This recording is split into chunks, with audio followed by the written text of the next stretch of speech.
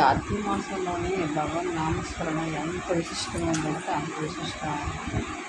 నారాయణ, గోవింద, ఈశ్వర, శంకర ఏదో ఒక నామం స్మరణ చేస్తూ చాలా పుణ్యం పొందుతారు. శివకేశవులు పూజించేది కార్తీక మాసం. అయితే ఒక నక్కప్పుడు ఒక పౌర్ణికి ఉండేవాడు.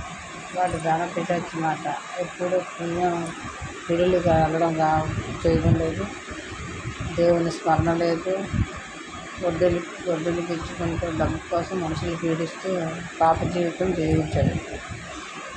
అయితే వాడికి ఒక కొడుకున్నాడు. ఆ కొడుకుకి నారాయణ అని పేరు పెట్టాడు అన్నమాట. నారాయణ పేరు పెట్టి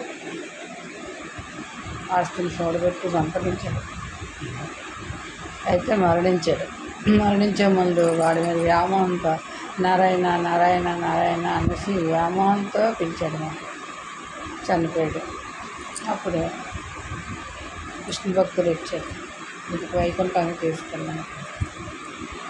యములు వచ్చారు. అప్పుడు వీడు ఏం చేశాడంటే చనిపోయే ముందు నారాయణ మంత్రాన్ని స్మరించాడు. తెలుసు కానీ తెలియకని చేసిన మహాపుణ్యం. అందుకని వీడు వైకుంఠానికి వెళ్తున్నాను. అందుకే మనం నామస్మరణ, హరినామస్మరణ, శివనామస్మరణ నిరంతరం ఎప్పుడు టైంలో ఉన్నప్పుడు మనం అలా చేసుకుంటూ ఒక భగవంతుడు కూర్చున్నా నిల్చున్నా ఏ చేసినా పాల్గొని నామస్మరణ చేస్తే మనకి కూడా భగవంతుడి యొక్క అనుగ్రహం మనకు ఉంటుంది. ఓం నమః శివాయ, ఓం నమః శివాయ, ఓం నారాయణ, ఓం నారాయణ.